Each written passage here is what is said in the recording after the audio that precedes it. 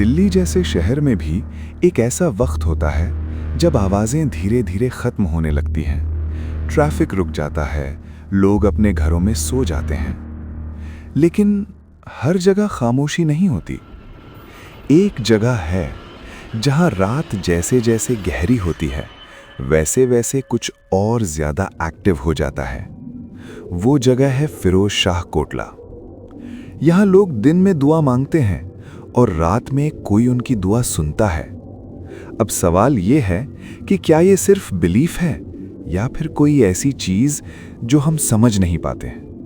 मैं भी पहले यही मानता था कि ये सब बस अंधविश्वास है, कहानियां हैं, लोगों के दिमाग का खेल है। लेकिन एक कहानी ने मेरी सोच बदल दी। ये कहानी है एक आदमी की जिसका नाम था मैथ्यू। मैथ्यू जर्मनी में पैदा हुआ, एक मॉडर्न सोच वाला इंसान जो हर चीज़ को साइंस से समझता था। उसके लिए जिन, स्पिरिट्स, घोस्ट्स ये सब सिर्फ स्टोरीज थी, कुछ भी रियल नहीं।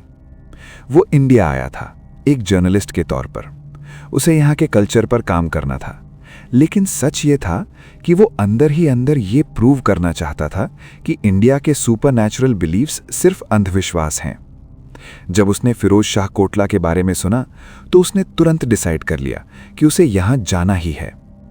लेकिन उसके केयरटेकर ने उसे रोका। उसने कहा, सर वहाँ जाइए लेकिन रिस्पेक्ट के साथ। मैथ्यू हंस पड़ा। उसे लगा ये बस डराने के लिए बोला जा रहा है। वो दिन के वक्त वहाँ पहुँचा। गर्मी थी, हवा भारी थी और हर तरफ लोग ही लोग थे।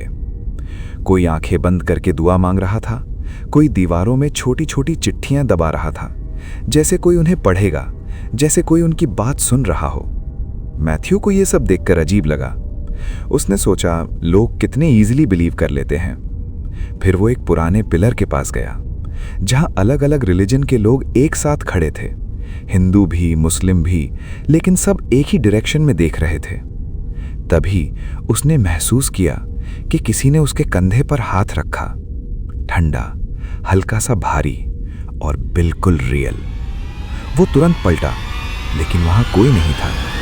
उसने इग्नोर कर दिया और हंसने लगा, मजाक उड़ाता रहा।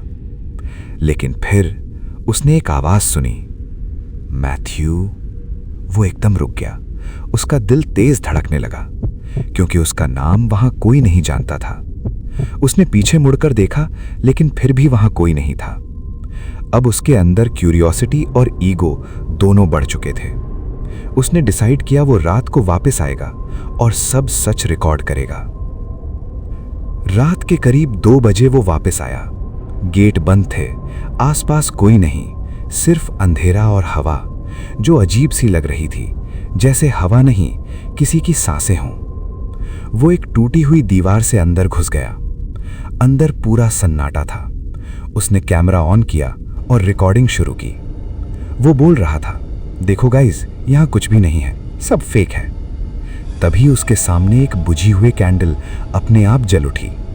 ना कोई मैचस्टिक, ना कोई इंसान, सिर्फ अंधेरा और एक जलती हुई रोशनी। उस रोशनी में उसने एक शैडो देखी, लेकिन वो शैडो किसी इंसान की नहीं थी क्योंकि वहां कोई था नहीं। अब उसके हाथ कांपने लगे, लेकिन फिर भी उसने कैमरा बंद नहीं किया। वो आगे बढ़ा देखने के लिए कि कौन है, लेकिन जैसे ही वो उस जगह पहुंचा वहां कोई भी नहीं था। अब उसे समझ आने लगा कि जिस चीज का वो मजाक उड़ा रहा था शायद वो उतनी सिंपल नहीं है। तभी उसके बिल्कुल पास से कोई तेज कदम से गुजरा। उसने देखा लेकिन वहां कोई नहीं था। अब वो पैनिक हो गया। उसे बाहर निकलना था, लेकिन प्रॉब्लम ये थी कि उसे एग्जिट नहीं मिल रहा था। हर तरफ एक जैसे पिलर, एक जैसा अंधेरा, जैसे जगह खुद उसे बाहर नहीं निकलने दे रही हो। तभी उसने एक रोशनी देखी। वो उसकी तरफ भागा।